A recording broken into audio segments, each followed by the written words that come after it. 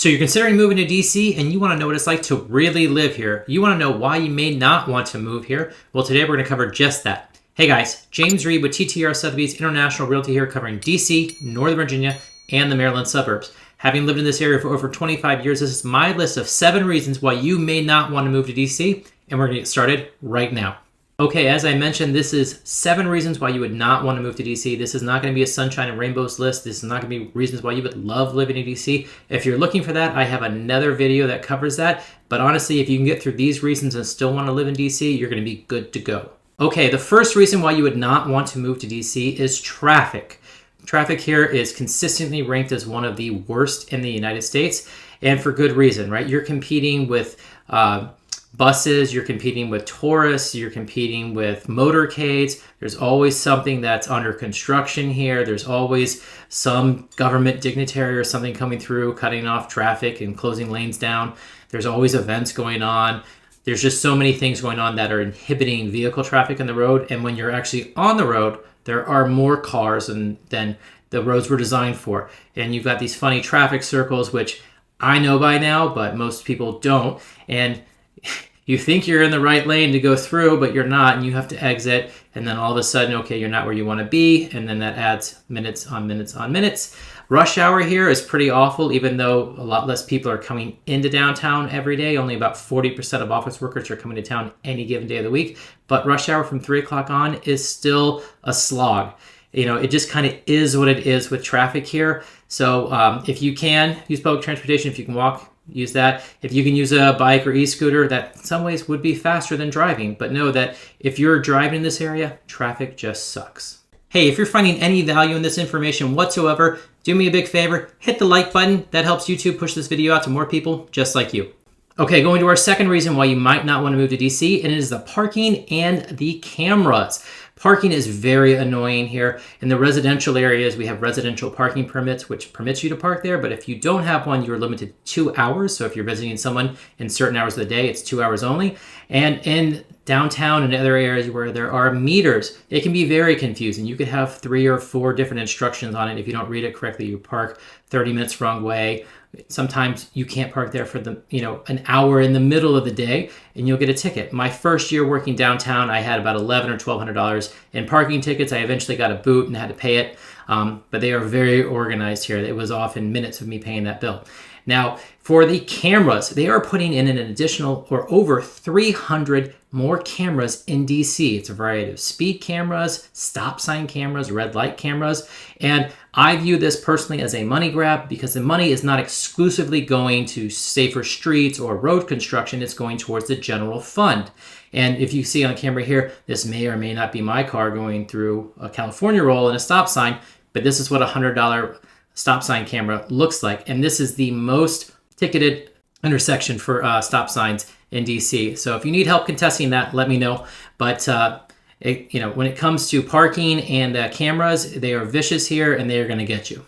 The third reason why you may not want to move to DC is the cost of living. It is a very expensive area to live in.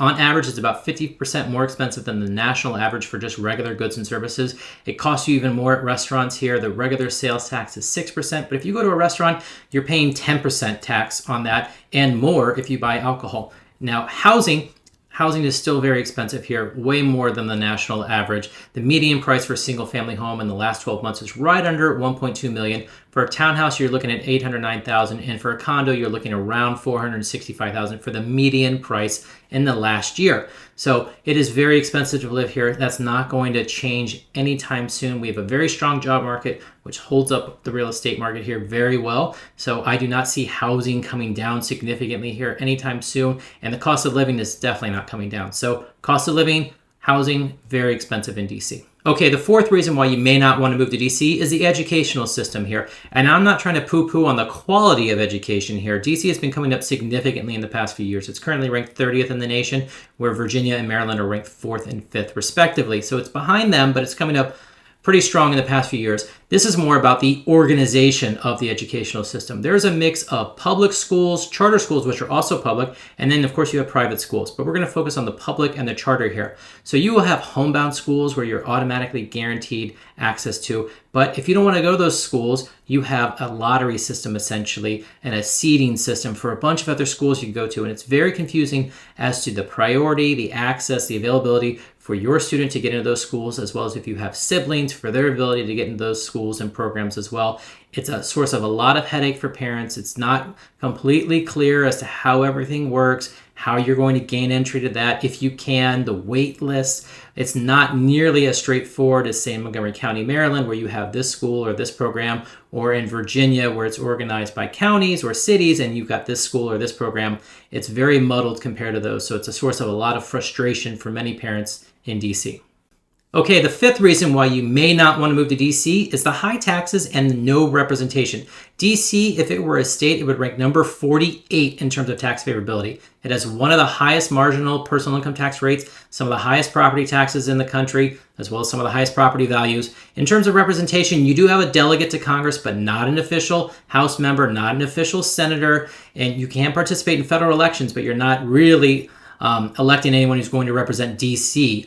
Now, DC, it does have a mayor, it does have a council member system, but that is really on a local level. So if there's a federal government shutdown, that can affect some of the DC services you receive. They've done a good job in the past few years of allocating their budget so that way if there's a federal government shutdown, DC doesn't stop, but it still can affect you. Now, will DC become a state? Who knows? There's initiatives all the time for it to become the 51st state, so we'll have to wait and see.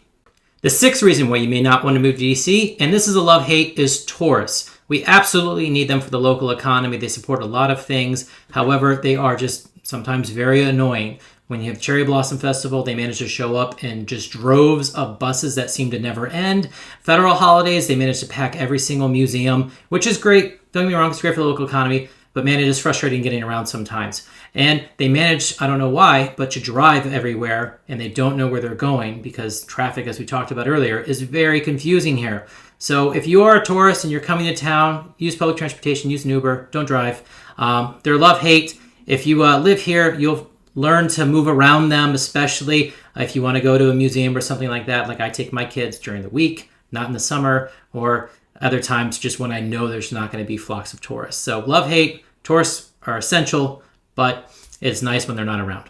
The seventh and final reason why you may not want to move to DC is the work-life balance and status. There are a lot of people who come to DC for work, right? A lot of people are not originally from here. So whether that be part of the federal workforce, politics, or an international profession, they are coming through DC as part of their career. It's not their final stop. So while they're here, they are working nonstop. It's part of their career. So they might not necessarily be at every barbecue or social engagement, right? If their kids are in school with yours, they may not be graduating with them. They're not going to be best friends forever. So you have to get used to it. A lot of it being a very transient area. And while people are here, they are going to be super focused on their careers. Nothing against you, right? People here are very friendly, but they are focused on their careers. Their work-life balance is more work than life. They're focused on the status of their profession and moving on to where they need to be. That is just a very DC thing here. And so you're just going to have to get used to that if you are choosing to live here for the long haul. Well, congratulations. You made it to the end of the list, so you must still really want to move to DC. If you have questions about your specific move or your situation, feel free to reach out to me directly. My contact information is in the description box below. And until next time, I hope to see you around town.